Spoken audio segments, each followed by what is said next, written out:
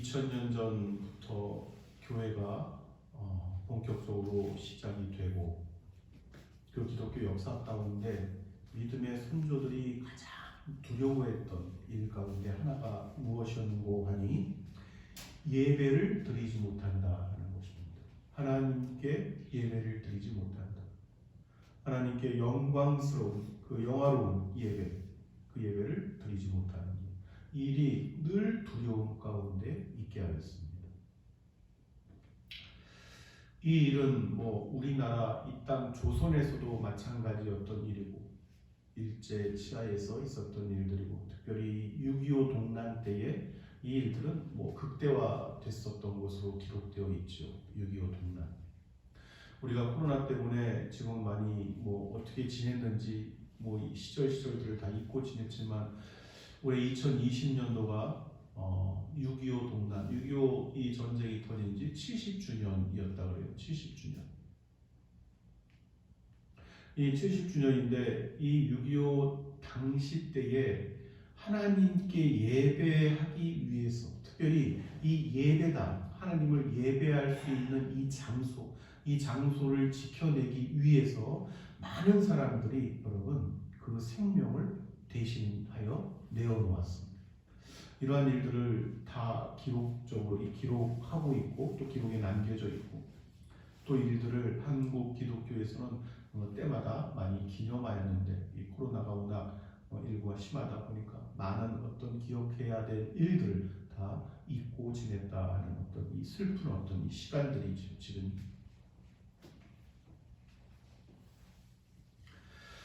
그 가운데 우리가 좀 대표적으로 좀 알려진 분들이 있습니다. 그 가운데 여러분에게 또 알려드리는 것은 이미 알고 계신 분들도 있지만 영락교회, 장로 교단의 맏형격인 이 교회죠. 영락교회. 명동 성당에 보면 이 성당도 있고 그쪽으로 또 건너편으로 좀 내려오면은 이 영락교회가 있습니다. 명동 영락교회. 그 영락교회 6.25 전쟁 때 이제 순교하신 장로님 한 분이 계세요. 그분이 누구시냐면 김응락 장로님. 김응락 장로님. 이 김응락 장로님은 이제 그 6.25 전쟁이 터지고 이제 남쪽이 계속 밀려갔다가 더 이상 이제 공산 사회주의화 될 것 같은 상황에서 이 미국의 메가더 장군이 이제 그 군대를 이끌고 인천 상륙 작전을 감행을 하죠. 근데 여러분들 인천 상륙 작전에 대해서는 영화로도 나오고 또 많은 얘기를 들었지만 이 상륙하기 전에 집중 포화를 합니다. 이 경기도, 인천, 서울 이쪽을 수도를 먼저 회복하기 위해서 집중, 함선에서 포를 쏘고 집중적으로 포화를 했어요. 이때 이제 많은 건물들이 무너지고 폐허가 되고 이런 가운데 이 김응락 장로님의 이 두려움은 하나님을 예배하는 이 예배당이 이제 산산조각이 날까봐 폭격 속에 그 걱정 때문에 이렇게 피난하는 것도 잊어버리고 이제 이러한 상황 가운데 있었던 거죠. 그 당시에 그런 것도 잊어버리고 교회 예배당을 찾았습니다. 잘 있는지 장로님. 교회 예배당을 갔더니 교회에 여러분 후퇴한 줄로만 알았던 공산당들이 이 장군들이 남아 있었던 거예요. 김은하 장로님이 딱 들어오니까 그 예배당 안에 모여있던, 거기에 숨어있던 이 공산당들이 이렇게 질문하는 거예요. 여기 왜 왔느냐 도대체? 여기 왜 왔느냐 이렇게 놀래니까 이렇게 질문할 수밖에 없는 거 아니에요? 여기 왜 왔느냐 이렇게 얘기를 하는 거예요. 그랬더니 김은하 장로님이 기도하러 왔다 이렇게 대답을 하셨다고 합니다. 기도하러 왔다. 이 공산당들이 이 김은하 장로님을 잡아가지고 당시 이제 자신들의 보물로 쓰고 있던 그 경찰서 건물로 끌고 갑니다. 끌고 가고 이 마지막 이제 그 포화가 점점 심해지고 집중 포화가 시작이 되니까 이제 후퇴하기 위해서 이제 모든 걸 정리를 하는 거죠. 이 공산당원들이 이 김은학 장로님을 끌어냅니다. 이 끌어내는 상황 가운데 이제 김은학 장로님이 직감하죠. 여기서 육신의 생명이 나는 다 끝나겠구나. 그리고 그 끌려가는 과정에 이 공산 당원들에게 이제 그 간청을 한 가지 합니다. 내게 마지막으로 그 예배당, 내가 사모하는 그 예배당에서 기도 한 번만 하게 해주십시오. 마지막 기도를 하나님께 드리고 갈 수 있도록 해주십시오. 이렇게 그 간청을 합니다. 그리고 그 돌계단을 오르면서 이렇게 찬송을 하죠. 좀 아까 우리가 찬송했던 그 찬송, 나의 기쁨 나의 소망 되신 주.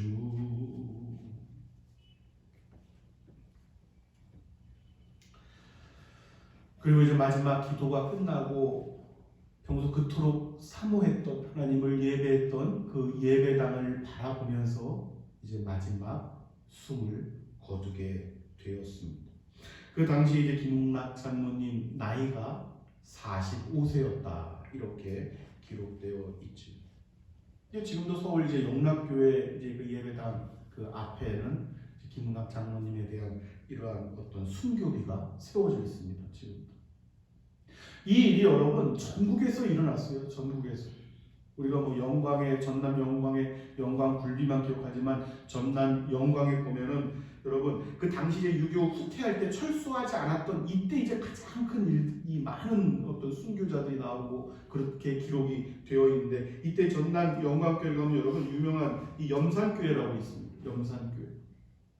이 염산교회 성도들이 여러분 77명이 당시 죽었다고 기록이 되어 있는데 이 북한 공산당들에 의해서 철수하면서 그냥 가면 되는데 철수하면서 교회를 불태우고 거기에 있던 성도들을 다 잡아다가 여러분 그 교회 바로 옆에가 바다입니다. 바다. 그 바다에 사슬 다 묶는 거였어. 묶어가지고 살아있는 채로 수장을 시켜버렸어요.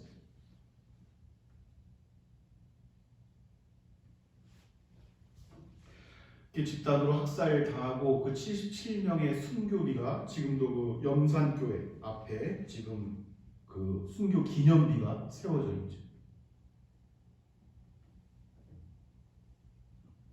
우리가 여러분 늘 잊지 말아야 됩니다. 이 혼탁하고 혼란스러운 시대일수록 한국 교회가 여러분 뭐 지금 코로나에 의해서 또 집중적으로 조명받았던 순간도 있고 사람들의 손가락질도 받았던 어떤 그러한 상황 가운데 놓여 있기도 하지만 이 한국 교회의 이 전체적인 어떤 이 부흥이라는 것은 여러분 그냥 이렇게 세계에서 두 번째, 전 세계에 그 많은 부를 가진 나라들도 많이 있지만 전 세계에서 두 번째로 많은 선교사들을 파송하는 선교 세계 2위의 대국이 될 때까지 여러분 그냥 있었던 것이 아니라 우리들 이러한 믿음의 선조들, 그 예배당 하나님을 예배하기 위해서 몸부림쳤던, 그 예배당을 지키기 위해서 몸부림쳤던 그 믿음의 선조들, 그 신앙, 그 믿음의 피가 뿌려졌던 결과인 것입니다.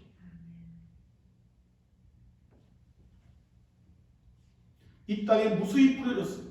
그 피가 무수히 적셔졌습니다. 할렐루야.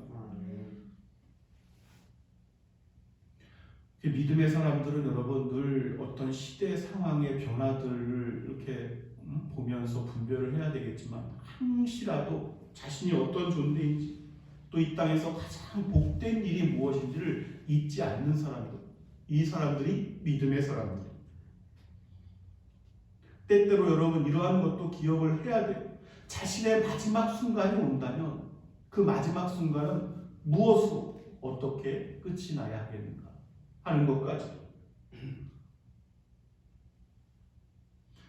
여러분들은 잊으셨는지 모르겠지만 우리 장로교회 여러분 세례를 줄 때 가장 먼저 질문하는 것이 있습니다. 세례를 줄 때. 그 웨스트민스터 우리 소요리 문답 제1문항입니다. 사람이 이 땅에서 사람의 가장 이 복된 일이 무엇이냐 하는 것이죠. 사람의 제일 되는 목적이 무엇이냐. 여기에 대한 하나님을 영화롭게 하고 하나님을 영원토록 즐거워하는 것입니다 하는 것이 여기에 대한 대답입니다. 사람의 제일 된 목적, 그 본분을 잊지 않는 것. 이 일이 믿음의 사람들이요, 우리가 지금까지 이렇게 소개되었던 많은 믿음의 사람들이 지켜왔던 그런 믿음의 여정이었습니다.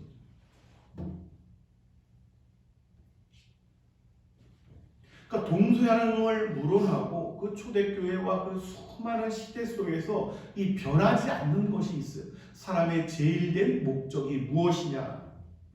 이 땅에서의 목적, 하나님을 영화롭게 하는 것, 그 영화롭게 하고 그 영화롭게 하는 과정 가운데 그분을 즐거워하고 기뻐하고 그분을 마음껏 누리는 것.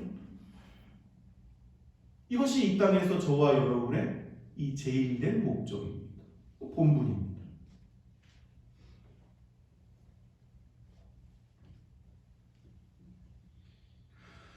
이 일이 가장 큰 거였어요, 여러분. 가장 큰 것입니다. 그 로마 제국 시대나 일제 시대나 6.25 전쟁 동란 가운데서도 여러분, 그러니까 이 제일된 목적을 지키기 위해서 하나님을 영화롭게 하는 일, 여러분 이것을 지키기 위해서 자신의 어떤 육심의 이 어떤 생명을 내어놓는 일, 그 일조차도 그렇게 큰 일이 아니었다는 말이에요.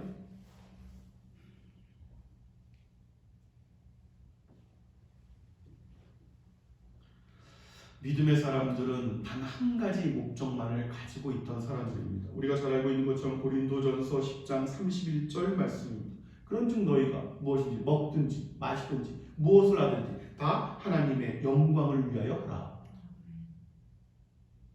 무엇을 하든지 그 무엇을 하든지의 목적은 하나님의 영광을 위하는 것입니다.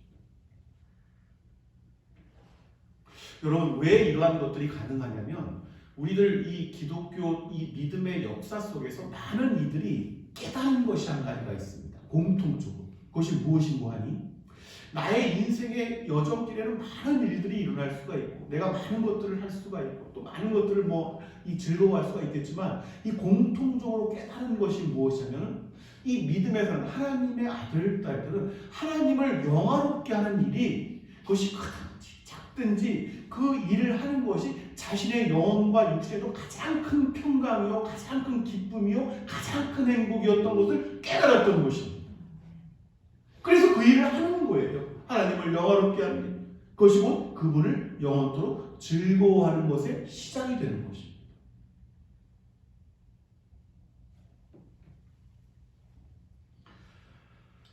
여러분 매일매일 일어나는 일들을 보십시오. 지금 이 시대처럼 불신앙의 시대는 없어요. 모든 일들이 하나님이 먼저가 아니라 사람이 먼저라고 아주 당연시하게 주장하는 그러한 시대. 이 시대를 지금 우리가 걸어가고 있습니다.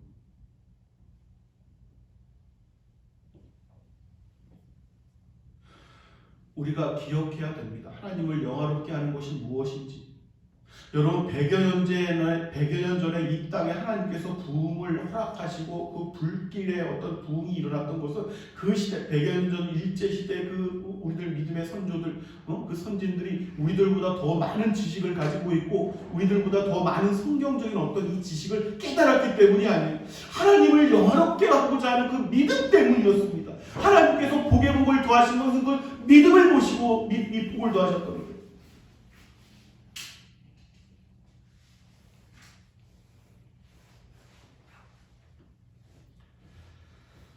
성경은 여기에 대해서 분명히 말씀하고 있습니다. 히브리서 11장 6절 말씀을 보면 믿음이 없이는 하나님을 기쁘시게 하지 못하나니. 하나님께서 기뻐하시는 것은 무엇이냐? 바로 믿음입니다. 할렐루야. 아멘.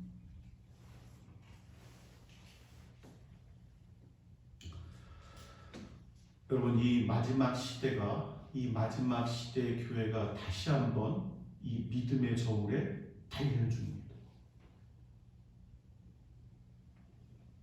하나님을 예배하는 일, 하나님을 바르게 예배하는 것이 무엇이냐, 이 기본적인 것을 놓고도 여러분 굉장히 혼란스러워하는 시대다. 지금 이 시대. 하나님을 바르게 하는 것이 무엇이냐, 바르게 예배하는 것이 무엇이냐.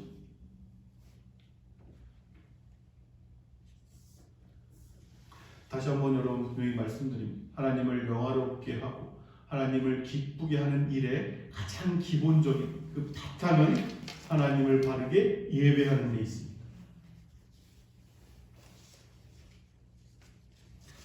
우리가 훗날 분명히 알게 될 거예요. 분명히 알게 되겠지만 우리가 하루하루 살아가면서 부딪히는 모든 문제에 있어서 그 기준점이 있어야 됩니다. 이 기준점은 바로 오늘 우리에게 주신 말씀 10절 말씀. 내가 사람들에게 시작 10절 말씀 다 함께 봉독합니다. 내가 사람들 시작 사람들에게 좋게 하랴 하나님께 좋게 하랴. 아멘. 아멘. 사랑하는 여러분, 이 시대를 살아가는 동시대의 사람들이 무엇이 옳다고 주장하던 건 간에 우리들은 우리들 믿음의 이 선조들, 사도들부터 계승되어 왔던 100여 년 전 조선 땅에 이르렀던 그 믿음, 유교 동란 때에 있었던 그 믿음, 그리고 그 순간순간 반대했던 많은 사람들에 의해서, 바른 예배를 반대했던 많은 사람들에 의해서 목숨을 내어놓기까지 하나님을 기쁘시게 했던 사람들, 우리는 그분들의 숭고한 믿음을 계승하는 사람들이다. 그리고 이러한 일들에 대해서 우리 주님께서 분명하게 이렇게 말씀하셨습니다. 요한복음 4장 23절 말씀을 보면 아버지께서는 자기에게 이렇게 예배하는 자들을 찾으시느니라. 아멘. 아멘. 여전히 혼란스러운 2020년도 이 마지막 해가 지나가고 있는데 하나님께서 우리들에게 이 세상과 섞이지 아니한 그러한 믿음의 은사를 더하여 주시기를 우리 주 예수 그리스도의 이름으로 축원합니다.